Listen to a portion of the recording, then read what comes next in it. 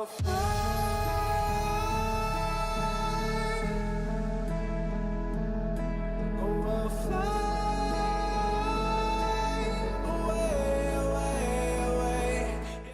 Hello, it's your boy Davidoff. Welcome back to Movie Monday. Now the question is, how much will Avengers Endgame make at the box office? So the last 2 weeks I made videos about who could die in Endgame, what the plot's going to be like. So that's the last 2 weeks of Movie Monday. And this week is the box office predictions. So let's get into it. Now, there are people who think that this will be Avatar. Now, Avatar made 2.7 billion at the box office. So my response to that is, I don't think people realize just how much 2.7 billion is. Like, literally every Marvel fan in existence would have to see it multiple times. You know, it would have to, like, literally everyone have to see it multiple times. And it's not gonna happen. It's not gonna happen. Even if we try to push it, it's not going to happen. I don't see it. But it could be Titanic, possibly. Titanic is currently on, well, currently it's finished now. Titanic is on 2.187 billion. So they are second, 2.187. That's more achievable. Avatar is 2.788 billion. So close to 2.8 billion. It's not going to happen. Like, Avatar was successful for many reasons, right? I got a quote here. I've got a source here, right? It's just a random person, yeah, wrote something on Quora. There are many reasons why Avatar succeeded. First of all, it was a stunning leap in 3D technology and effects. So it was like one of the first movies to get the big 3D jump. It was a massive technology jump. It was like groundbreaking. It was something completely new. Like, imagine seeing 3D for the first time. And it's an amazing movie as well. It's a beautiful looking movie. That was Avatar. Avatar introduced new technology for the first time. I don't know if it was the first 3D movie, but it definitely upped it. It definitely upped the level of movies, of what they're like. Avatar was groundbreaking. It changed the game for movies in terms of like 3D. And IMAX as well. One of the first movies to get IMAX, I'm pretty sure. And also, the ticket prices were high for this movie. That's also good to remember because they got 3D they got a 3D movie, they got IMAX. The experience was more expensive to watch that movie, so that's another thing. And obviously this box office number thing, it doesn't account for inflation. It's good to know that as well, because before, obviously tickets were cheaper, obviously because of inflation generally. And also on top of that, there used to be only one way to watch a movie. Now there's multiple ways. Like in the UK, you got normal 2D like in the past, you got normal 3D, you got IMAX. Now in America you get IMAX 2D, IMAX 3D. In this country, in the UK, in this nation in general, it's just IMAX, one or the other. Like, they're never, like, from my experience anyway, if they have IMAX 2D, no, if they have IMAX 3D, there's probably not IMAX 2D. It's probably just going to be the 3D option. But either way, there's IMAX. There's 4D now. There's a thing at Cineworld now called Super Screen, which is a separate thing. There's a thing called VIP. I don't know what that does, but there's a thing called VIP. And there's Dolby Cinemas as well. Like, there's a new one in London, the first London Dolby Cinema. And there's one in Birmingham, I think, as well. But Dolby is like this new thing, like above IMAX, I'm pretty sure. So you can watch movies there now as well. That's a recent thing, though.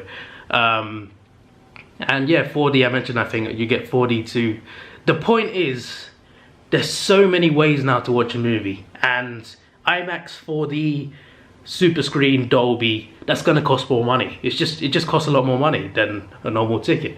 So the box office numbers technically could be higher now than before, but I still don't see Endgame being Avatar. I just don't see it. But Avatar's one of the first movies that got those higher prices, like higher IMAX prices. It says here in my source, incredible in-theater experience that was unlike anything people had seen in many years.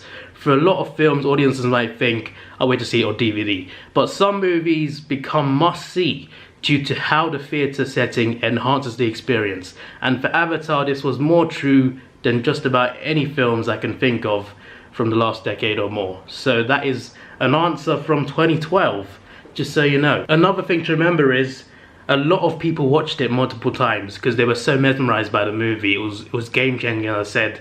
new effects. It just looked beautiful, new technology. It just looked so advanced compared to the movies that are coming out at the time. So that's also a thing to point out. And also, it was, I don't want to explain the rest of the points, but it was relatable. It's very political, the movie. It's about occupation, about how the oppressed people are fighting back. So it connected with a lot of people outside of America, basically, outside of the West. It really appealed to like people internationally a lot. And this movie internationally, outside of US and Canada, made 2 billion. No movie's done that before. So that is ridiculous. Like almost 800 million in the US and Canada. Rest of the world, 2 billion. Like, it really appealed to the rest of the world, you know, so that's important to point out as well. But yeah, because of all these things, and other things as well, Avatar was so successful. So I just don't see Endgame beating it. I just don't see, like, Endgame is groundbreaking, for sure, but it's not going to be Avatar. If it does, I'll be happy, I'll make a video about it, I'll be like, yes, we've beaten Avatar, wow. But it's not going to happen. It's not going to happen. But it could potentially beat Titanic. Now, let me just go through with the top 10 box office all-time gross list. In 10th place, you have Harry Potter and the Deathly Hallows Part 2, 1.3 billion. Black Panther, 1.3 billion, almost 1.35 billion. Age of Ultron, 1.4 billion. Furious 7, 1.5 billion. So as the Avengers as well. Jurassic World, 1.67. Infinity War, just about 2 billion. Star Wars Force Awakens, just above Infinity War. Titanic, 2.187 billion. And Avatar, 2.788 billion. So where will this place? Where will Endgame place? I think it's just possible that it could beat Titanic. Also, Avatar as well. Avatar was released twice. Three times. It was re-released twice. It was released the first time, then again. That's also important to remember. Titanic was released twice. It released the first time, and then it released the second time, and the second time it made 300 million. Considering Titanic was popular, and it needed 2 releases to get to 2 billion, I don't know about, like, they're not going to release Endgame twice. I don't see it. I don't see them releasing Endgame twice. I don't think they would do that. They could, but I don't think they would. But what it can do is, it can definitely beat The Force Awakens. It can definitely beat Infinity War. That's probably the high point for me. The high point is it goes above 2 billion, finishes somewhere probably third. That's what I'm thinking. Possibly second, but probably third. At the worst, let's just say maybe critics hate it, certain fans are like, it wasn't that good, underwhelming, whatever, and other people are like, you know what, I don't want to see it anymore, whatever. It could happen, you never know, it could happen. Just in case, like, for whatever reason it drops off. By the way, there's competition too. John Wick 3 comes out like 3 weeks later. Godzilla King of the Monsters a month later. That could be massive as well. And in June, I can't remember the movies, but in June some big movies come out as well in June. And Endgame, or any movie, stays in theaters for at least 2 months. At least like 2 months. So by the time you get to the end of June, it'll be over.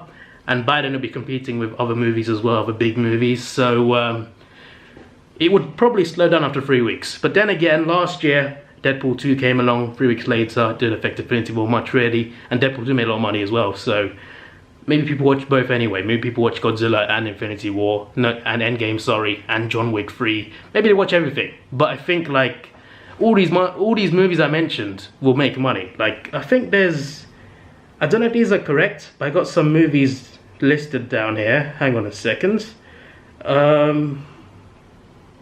June 7th, Dark Phoenix. Toy Story 4, June 21st. July 5th, Spider-Man. Probably July 5th is when Endgame ends, I think, probably. And Spider-Man comes in. That's probably the case. But yeah, by the time you get to the third week of June, which will be the last week of Endgame, you'll be competing with John Wick 3, Brightburn, which is the evil Superman thing, Godzilla 2, Dark Phoenix, and Toy Story 4. So that could have an effect. But let's say for certain reasons, Endgame's box office starts to go down and it's not done as good as Infinity War. How much will it still make? At the worst, in the worst case scenario, it will make around 1.6 to 1.8 billion. So in 5th place, I'm pretty sure, is Jurassic World, and in 4th place is Infinity War. So at the worst, I think Endgame finishes between those two movies. At best, maybe it be Titanic, but it won't be Avatar for sure. And if it doesn't beat Titanic, which is possible obviously, it will finish third above Force Awakens. That's probably like, in terms of like definites, at best, it will beat The Force Awakens. And maybe Titanic, but I'm not sure about that though. So there's my prediction. There's no clear prediction there. Anywhere between 1.6 billion and 2.2, I guess. That's my. It's not going to be Avatar. I'm telling you, it's not. I would like it to, of course. To be fair, I like Avatar. Avatar was a good movie. I didn't see it in cinemas though, so I didn't have the same appeal. But I watched the movie on my laptop and it was good. I watched it years ago. I watched it like 5 years later, I think, and it was a good movie. I really enjoyed it. So yeah, I don't really mind. I like Titanic as well. I like Titanic. I like The Force Awakens. I like Jurassic World, so I like Furious 7. So, you know, I'm a fan of most things. Like, I think I can sit through any movie except horror and pure romance. I can watch a rom-com. But horror, pure romance, musicals as well. Apart from those things, I can watch anything else in a movie. Honestly, I could watch any other movie. I could sit through it. Unless it's really old, then it's a bit harder. So before we go, let's look at some Avengers Endgame trailers. Alright, so there's been quite a few more TV spots this week. Obviously, it's pretty close to the movie, so it makes sense. So yeah, there was 5 of them, I think. One of them I reacted to the end. I think it was 2.5 minutes long, the journey to the end game, basically. There's a reaction to that on my channel, so if you want to check it out, then it's on the playlist, Countdown to Endgame. It's on my channel, from a few days ago. Apart from that, though, we got No Mistakes Kids, we got Awesome, we got Found, and we got Summer Begins. And I'm pretty sure there's more TV spots than this, but these are just the ones on the Marvel channel. On April 26th, this is the fight of our lives. Indeed.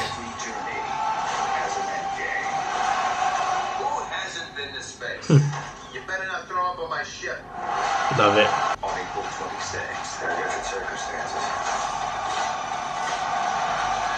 This would be totally awesome. It's looking good, you know. Yep. This is our Hail Mary. With the end game. And live up to your name, mate. You know your missions. Look out for each other. Oh God. What's up, regular size man?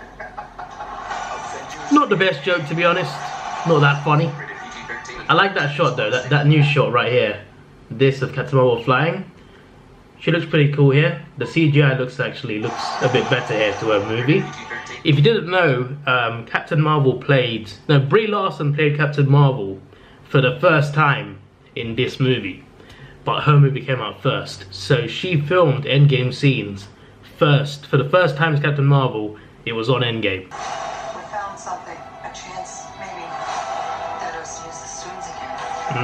Yes, he did. From the scene that was released last week. 25th for me in the UK.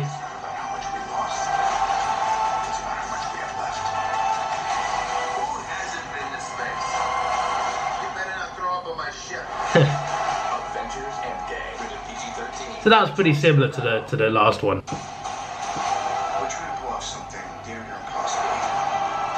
Now this, I really like.